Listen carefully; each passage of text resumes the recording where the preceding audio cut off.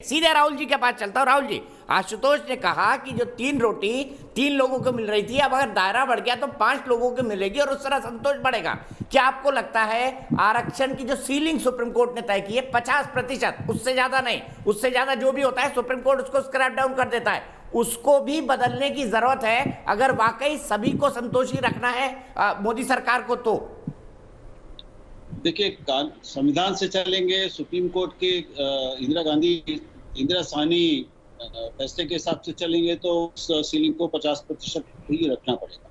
लेकिन जैसा कि आप खुद ही बता चुके हैं और स्क्रीन पे आ रहा है और हम जानते हैं कि कई राज्यों ने कई सालों से इस सीमा का उल्लंघन कर रखा है और तमिलनाडु ने सबसे पहले किया था। 69% वहां पर आरक्षण है, लगभग 70%।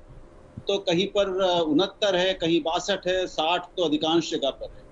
तो चुनाव के समय में मुझे लगता है कि इस तरह की छूट अगर योगी सरकार भी ले ले तो हमें आश्चर्यचकित नहीं होना चाहिए। ये हम मान लें कि बाकी सारी सरकारों ने ऐसा कर दिया और योगी सरकार अपने को बिल्कुल संविधान सम्मत उस पर रखेगी, मुझे नहीं लगता कि ऐसा होगा। वो वहां पर कोई ना कोई रास्ता निकाल के इसको बढ़ाएंगे।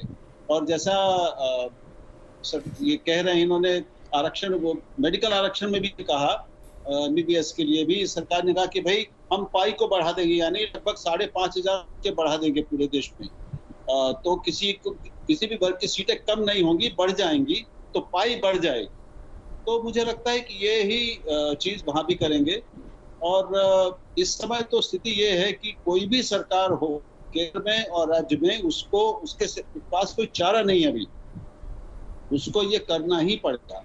और मैं आशुतोष की एक बात का बस सिर्फ ये दे दूं, जब वो संघ की आरएसएस की बात कर रहे थे तो मैंने अभी 1 घंटे पहले ये खबर पढ़ी कि जो सरसंघ चालक सर कार्यवाह हैं आरएसएस के, होसबले जी, उन्होंने आज ही कहा है कि वो स्वयं और पूरा उनका संगठन पूरी तरह प्रतिबद्ध हैं आरक्षण के लिए। हालांकि उनकी भूमिका ये रही है, आप ठीक से याद दिलाया गया कि भाजपा जी के एक बयान आया था और उससे नुकसान। तो आज आरएसएस की स्थिति ये है, अब ये मान लेंगे। आज शाम को उनका ये बयान आया। हाँ, आज शाम को आया। तो आज शाम को उनका बयान आया तो आरएसएस भी इस पर आ गया जी। बीजेपी बहुत पहले आ चुकी। सारी जो बढ़त मिली है 10% की, मोदी जी आए वो 26 से 37% उनको वोट मिले, तो वो जो 10% नया वोट है तो यही अति पिछड़ों का, अति दलित जातियों का, जो छोटे छोटे उनकी जातियां हैं बिखरी हुई थी, उनको उन्होंने इकट्ठा करके उनको उनके हित साध कर वहीं से ये वोट आया है। तो इस वोट को वो छोड़ेंगे नहीं, इसी को और आगे मजबूत करने का की रणनीति ही है उनकी, उसी का एक तरीका। धन्यवाद।